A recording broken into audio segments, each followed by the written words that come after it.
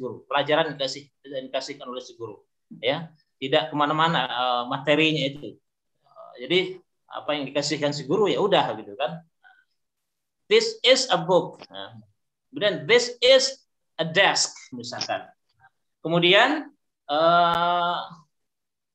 memasuki misalnya pada tahap selanjutnya these are. Nah, nanti apa these are? Nah, di sini si guru mengajarkan ada unsur-unsur grammarnya misalnya ya. These are chair. Kalau chair itu banyak, maka harus pakai s misalkan. These are chairs. Ya. These are pictures. These are doors. Nah, ya. Kemudian the third lesson. Nah, di sini kalau kita lihat strukturnya itu adalah bentuknya apa ini? Nah, mulai bentuk pertanyaan, gitu kan? Bentuk is this a book? Yes, it is. Misalkan. Nah, ya, inilah. Jadi situational itu maksudnya di sini. Jadi si guru itu materi yang dia presentasikan itu dibikin situasinya supaya anak-anak itu terbiasa dengan pola-pola seperti ini, sehingga mereka terbiasa, ya. Kalau sudah terbiasa nanti mereka akan terbawa ketika menggunakan bahasa itu dalam apa namanya prakteknya, ya, dalam in the real practice, praktek yang sesungguhnya. Nah, ya, baik. Kemudian types of learning and teaching activities. Apa type of learning-nya dari situational atau oral approach ini? Type of learning-nya, tadi Pak sudah bilang, itu situational learning. The subject matter taught is situated atau controlled. Ya, bahwa subject matter, materi yang diajarkan itu dikontrol oleh si guru, ya, dikontrol oleh si guru. Jadi contoh-contohnya kan tadi semuanya kalimat-kalimat itu yang sebelumnya tadi Bapak sebut tadi semuanya adalah datang dari guru semua. Datang dari guru semua. Jadi si anak ini cuman ya sekedar mengulangi atau menerima apa yang diberikan oleh si guru saja. Teaching activities-nya bentuknya apa? Ya, guided repetition. Guided repetition mengulang apa? Dengan mengulang-ulangi atau substitution activities, ya. Aktivitas apa itu substitution itu? This is a pencil misalkan gitu kan. Nanti this is kemudian guru nanti tadi pensil kemudian diganti pensil itu dengan bentuk vocabulary yang lain. This is a chair, this is a book, this is a door. Jadi begitu apa namanya activities-nya, ya. Kemudian including chorus repetition, pengulangan itu bisa juga apa namanya chorus repetition, ya, mengulang secara bersama-sama, ya kan? Tapi biasanya itu mengulang dulu individu dulu, kemudian bersama-sama gitu ya.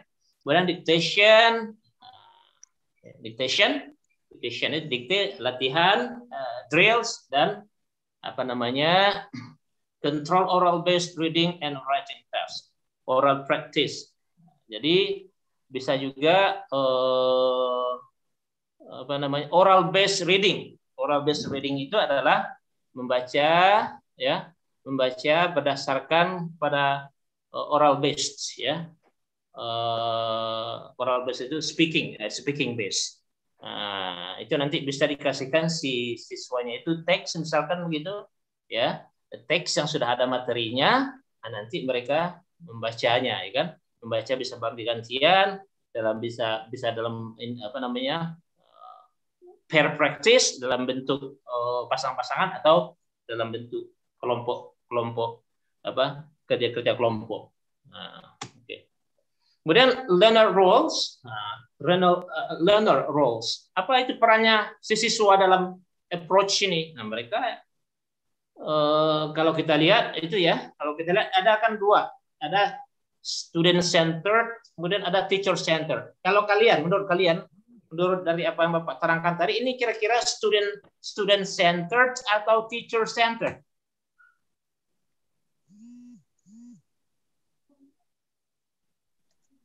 Ada jawaban? Oke, menurut Afina Arianto. Menurut Afina, halo Afina ada? Pak. Pendekatan ini ya, pendekatan ini, ya, itu kira-kira role learner roles, peran pembelajar itu apa? Di sini ada sebagai learner centered atau teacher centered kira-kira. Berpusat kepada guru atau berpusat kepada siswa? Siswa. Kemana? Berpusat kepada siswa. Iya, siswa, Pak. Kalau menurut Husnul? Berpusat pada guru. Guru. Menurut Fatimah? Fatimahuz Zahra?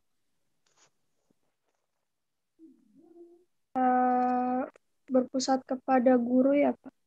Berpusat kepada guru, karena kan terkontrol oleh si gurunya ya kan, materi yang diajarkan itu kan terkontrol, dikontrol oleh si guru. Jadi otomatis ini adalah bukan kepada student centered tapi adalah teacher centered. Oke, karena semuanya itu yaitu guru yang memegang peran di sana.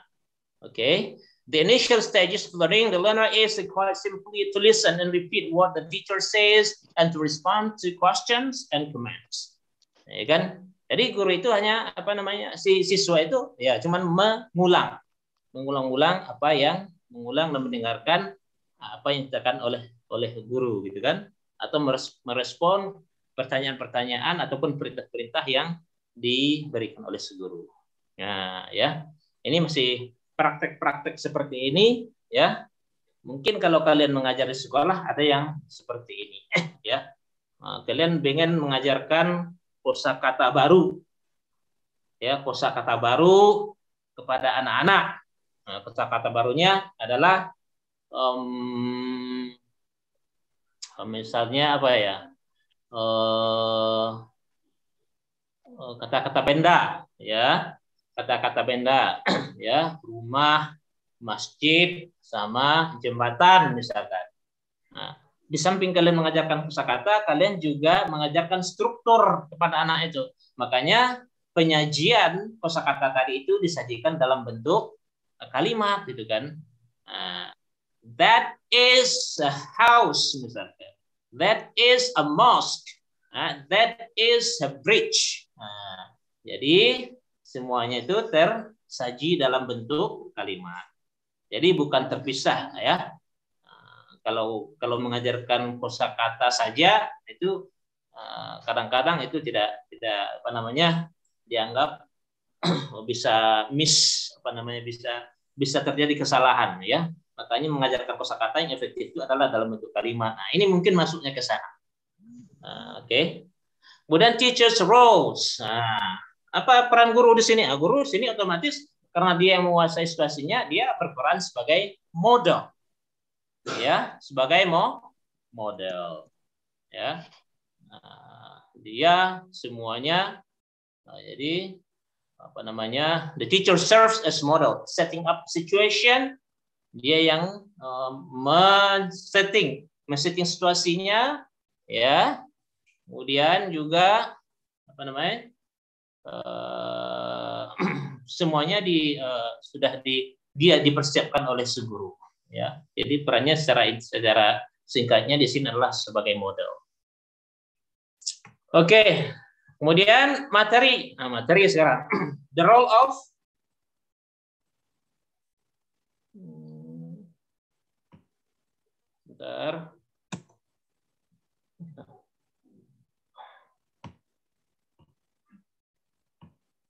The role of instructional materials. Dan lalu apa fungsi materialsnya, materials atau materi ya, berbentuk buku ya. Jadi kalau buku yang digunakan bagi yang mengajar melalui pendekatan ini, buku itu hanyalah semata-mata sebagai guide to learning process ya. Buku hanya sebagai guide pedoman ya, pedoman untuk proses pembelajaran.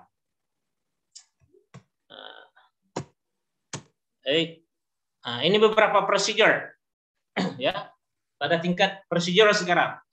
Nah, pada tingkat procedure situational language teaching itu prosedurnya seperti apa? Nah, ini listening practice, ya, chorus imitation artinya pengulangan gitu ya, mengulang. That is a book. Si siswa mengikuti that is a book, that is pencil, that is pencil. Kemudian atau guru menunjuk misalkan gambar yang berbeda ya. Kemudian si siswa itu kemudian this is dilihatin gambar di mata misalkan. Lalu si siswa menyebut this is a bridge ya. Kemudian individual imitation. Jadi secara bersama kemudian secara individu ya. Kemudian make student ask and answer. Nah, ini prosedurnya juga. Make student ask and answer. Membuat siswa itu bertanya dan menjawab. What is that? That is a pencil. What is that? That is a house. Substitution drilling. Latihan. Substitution. Ya. Latihan apa itu? Substitution itu. Mengganti ya, mengganti. Kosakatanya diganti-ganti. Kosakatanya diganti. Jadi sehingga begini, that is a book, that is a pencil, that is a ruler. Jadi di sana itu yang diganti-gantinya itu ya yang kosakatanya itu tadi yang book apa tadi? Yang bentuknya that is pencil, that is a book. Jadi book, pencil, house gitu ya. Kemudian strukturnya itu ya dengan mengajarkan seperti itu diharapkan bahwa siswa itu terbiasa gitu atau terbentuk ya, tersituasikan seperti itu sehingga begitu terbiasa nanti akan berdampak kepada kemampuan mereka, kemampuan kebahasaan mereka. Ya, jadi begitu terus. Kemudian question and answer drilling ya tadi bertanya, latihan melalui bertanya atau menjawab. Kemudian correction. Correction itu adalah apa? Pembetulan atau evaluasi. Nah, inilah pada tingkat procedure. Oke. Nampaknya waktu tinggal 1 menit lagi. Nanti kalian masuk lagi ke dalam ya. Kita akan sambung sedikit lagi. Ada yang bertanya sejauh ini? Untuk dalam 1 menit ini. Jelas, Risma bisa dipahami? Mungkin Risma banyak yang ketinggalan, Pak. Tadi masuk yang pas baru 4 yang Bapak jelasin. Karena tadi di sini mati listrik, Pak. Oh gitu. Sekarang udah nyala. Oke. ML1 bisa dipahami nggak? Insya Allah Pak bisa Pak. Bisa ya. Baik. Ini mau habis. Bapak mau ngambil sesuatu